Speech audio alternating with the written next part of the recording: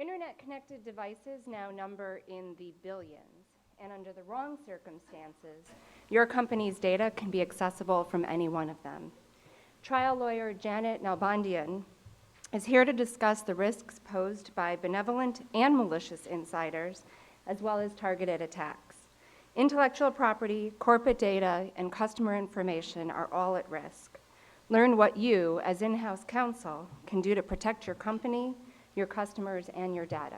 Please welcome Janet Nalbandyan.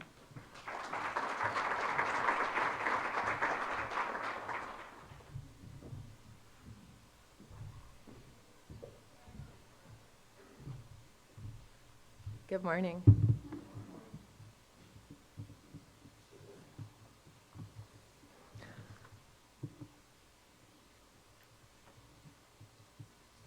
Morning. This morning's presentation, as just mentioned, is going to be about cybersecurity, data breaches, hopefully avoiding data breaches, and best practices in response to the unfortunate event of a data breach. Since 2005, more than 608 million records that contain sensitive personal information of employees and customers have been breached in almost 4,000 separate data breaches. And that number is only in the United States. Now, you may have heard about some of these breaches, or if you're like me, you may have received a notice or two that your information may have been compromised. Breaches occur in different ways and for various different reasons. To illustrate, I'll give you some examples.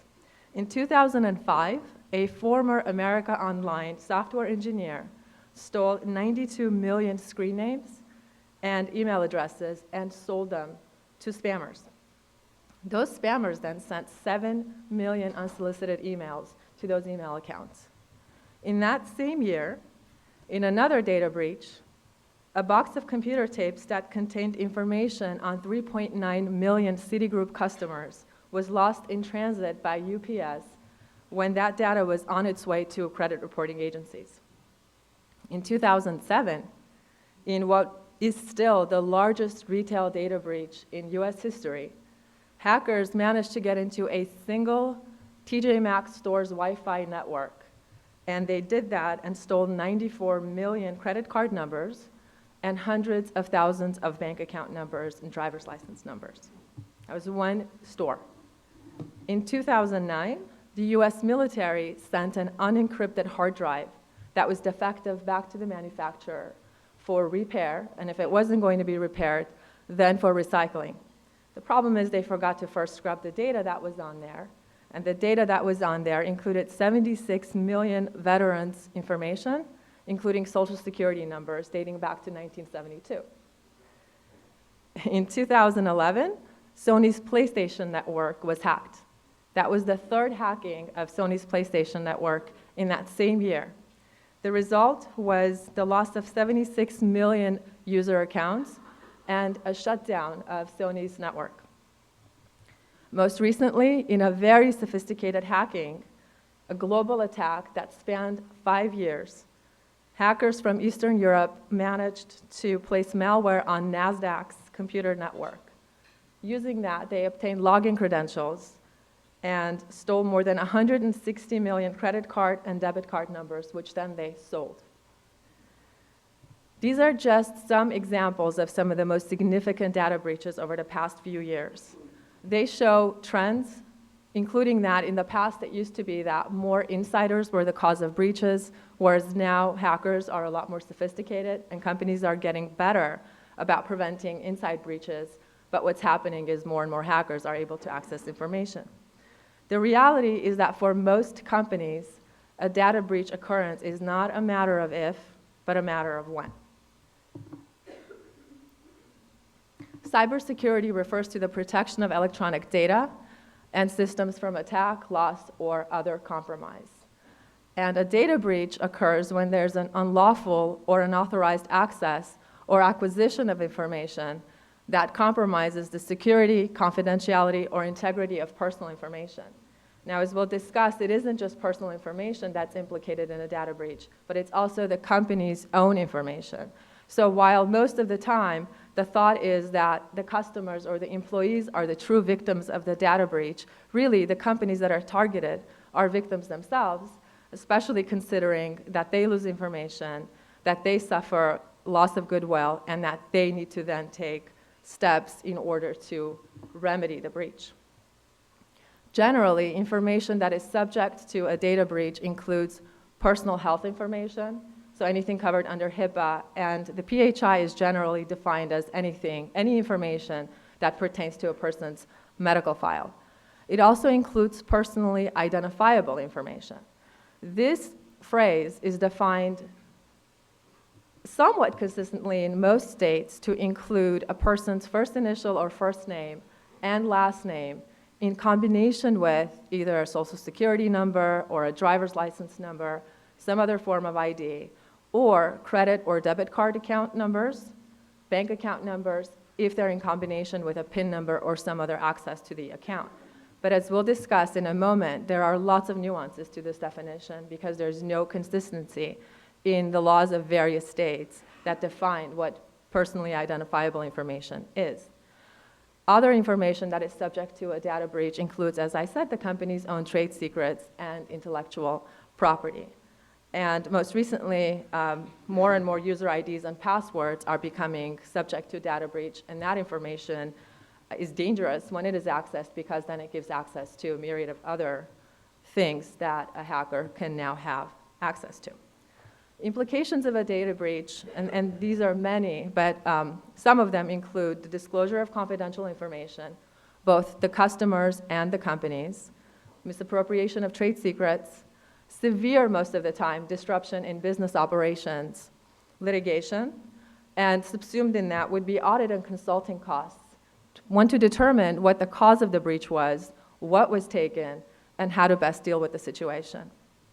It also includes a significant economic loss to the company by way of diminished brand names and business standing, adverse impact on public opinion and confidence. Often what happens there is that existing customers get very nervous that a company can't protect their information and leave. And also would-be customers that may have decided to do business with the company now may not because they're worried that their information cannot be protected by the company. There are also often regulatory and compliance issues if the company does not act quickly enough to notify customers or to otherwise remedy the situation. In addition, there are also costs when there's a data breach because companies often end up giving free or discounted services to customers that have been impacted by the breach.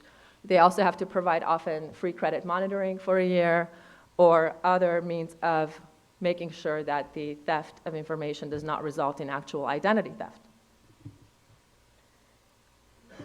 Industries that are most at risk really are any organization that creates, stores, or maintains sensitive customer or employee information. Really, no one's exempt. But hackers have attacked generally professional service firms, healthcare providers, technology companies, retailers and e-tailers, banks, financial institutions, schools, and universities. Just to give you some examples of very recent breaches over the past year, those include Apple, Dun & Bradstreet, the Florida Department of Juvenile Justice, LinkedIn, eHarmony, Dropbox, Gap, TD Ameritrade, the US Army, and the state of Texas. Generally, what are major threats to cybersecurity for companies include their employees. More and more we're learning that employees do not intentionally cause breaches, but instead they open emails with links or open emails with attachments and become subject to phishing scams. Also, more and more companies allow for the use of mobile devices in conducting business. And oftentimes, instead of providing the devices, they allow the employees to bring their own devices. The issue arises when companies don't have solid bring your own device policies, including what kind of apps can be downloaded, whether the passwords are long enough, sophisticated enough, alphanumeric in order to disallow access by an outsider. Also, there are lots of apps that while a person thinks they're downloading the app from the app provider, they might really be downloading an app from an attacker. And many apps are capable of linking up to an address book or a calendar and removing information from mobile devices. The other problem with employees is social media. Some companies restrict access to sites like Twitter and Facebook so that this information isn't compromised, but employees sometimes share and they overshare about what is going on with their company, and hackers often troll social media when they're doing their reconnaissance on a company before an attack. According to the most recent Verizon data breach investigation report, which is an annual report that Verizon puts out, and it's very comprehensive, there are certain trends that have occurred. In 2012, almost 100% of all data breaches stemmed from external agents. That number is up from 2012, where that number was 70%.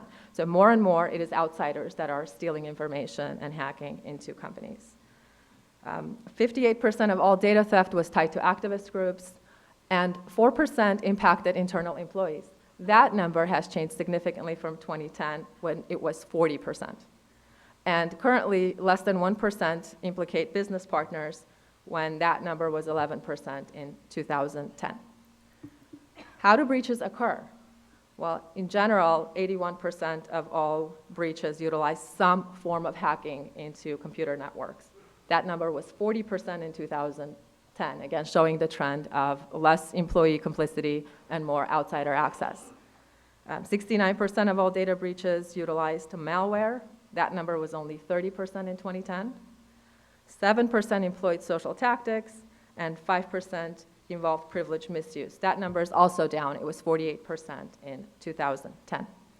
Some commonalities that exist with data breaches, and these numbers were really shocking to me. It's that 97% of breaches are avoidable through very simple or intermediate controls.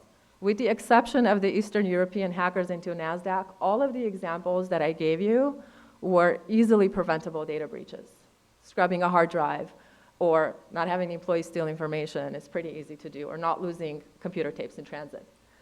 96% of attacks were not highly difficult. 94% of all of the data compromised came from servers, and 92% were discovered by a third party, and in most of those cases, at least 2 weeks after data occurred. And 79% of victims are targets of opportunity, not because the hackers are necessarily looking at them.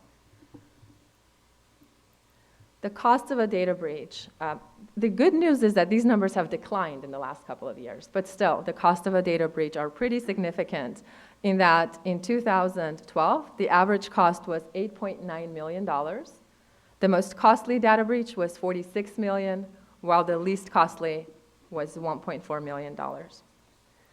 Now, what happens when there is a data breach is where the real difficulty comes in cybersecurity law. There is still no federal law on breach notification and cybersecurity. Over the years, several bills have been introduced, and Congress has failed to enact a breach notification law. The result is that there's a patchwork of state and territory-specific statutes, and a data breach results in really a compliance nightmare. I dealt with this for the first time in 2008, when there wasn't a lot written on the subject. I can't mention the name, but a client that we had a major data breach. And the client at the time, a restaurant chain, was in business in 48 different jurisdictions. And so we needed to figure out, what does the client do in these 48 different jurisdictions in order to address this breach? And what we learned, and this is still true to some degree, is that 46 states, the District of Columbia, Guam, Puerto Rico, and the US Virgin Islands have all enacted breach notification laws. In 2003, California was the first state to enact laws, and many others followed suit. 4 states still have not enacted breach notification laws. Those include Alabama, Kentucky, New Mexico, and South Dakota. Of course, Texas last year amended its statute to try to protect those residents by stating that if a breach occurs in one of those states by a company that also does business in Texas, then that business needs to notify the people in the state that do not have adequate protections for their residents. Don't know how constitutional that is. I'm sure it'll be tested in the near future. Of the state laws that do exist, many of them are very, very inconsistent. For example, just the definition of personal information, the one that I gave you earlier, which involved a name in combination with some other information, is the most basic. Many people have criticized California, for example, because its definition of personal information doesn't include passport numbers. It doesn't include military ID numbers. So some other states have tried to fill in those gaps. So in some states, personal information includes military ID numbers and passport numbers. In some states, it also includes a date of birth, a mother's maiden name. A couple of states also include unique biometric data as personally identifiable information. That would include fingerprints, retina scans, and one state says that a person's DNA profile is also included. In states, really notification of whether a company needs to notify customers depends on whether there was mere access or whether there's a likelihood of use. So in some states, including California, the mere access to unencrypted data requires disclosure or notification. Other states allow a risk of harm analysis before reporting is done. Another inconsistency among the states is the requirement of notice to the Attorney General or some other state agency in the event of a breach that is sizable, if it implicates more than 1,500 or 2,500 records, depending on the state. At least 10 states include a private right of action in their breach notification statutes. Many have an encryption safe harbor, but some do not. Another major difference in some of these statutes is the method of notification. Most allow mail notification. Some allow email notification if the client has previously consented to be notified by email. Some allow notification by telephone if there's no other way to reach the customer. Yet others say it is okay to post notice on the company's website or provide notice by statewide media. But again, there's no consistency on those issues.